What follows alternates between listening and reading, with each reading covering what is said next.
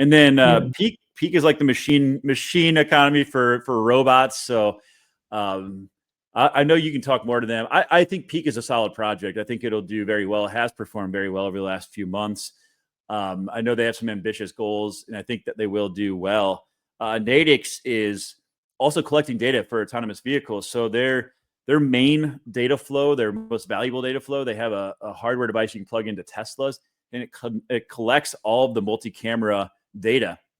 And they're using that as well to train autonomous vehicle models.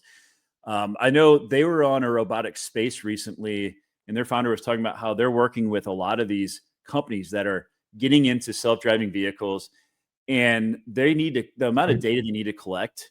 The only way they can get there is through DePIN, through these networks and Hivemapper's and others. So those are really the three for autonomous vehicles. And we'll talk more about Hivemapper later, but Hivemapper, Natix, and Rover, to me, all of them are collecting data that this multi-trillion-dollar industry really hinges on.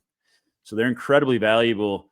GeoNet factors in there, and then obviously Alki on the inside world. And then I don't know if you want to speak more to Peaq. Like I know Peaq has done very well, and I know that you hit the robotics side of things. Yeah, I like Peaq. It's just a personal thing. I just think again, I'm by no means like popping the hood of their blockchain and looking underneath to see what it is, but I like layer one plays where it's for specific things. I do imagine a future where we live in a sort of a multi-chain world where there are specific use case layer ones. It's one of the reasons I kind of was a fan of Cosmos, and kind of am still a fan of Cosmos. So yeah, I think I could definitely see the need for that. I just think when you're into kind of layer one plays where it's like that, it's specific for they're trying to be the L1 that forms the backbone of the machine economy, DePINs, robotics, presumably, and everything basically along those lines. So I just feel like it's a kind of a blue chip play, let's say. Plus, I just really like the way they do their marketing, the way they communicate. I think is great. So yeah, they've been on my radar for a while. I have a small amount of Peaq. Natix is the same kind of deal. I feel like self-driving cars is a kind of a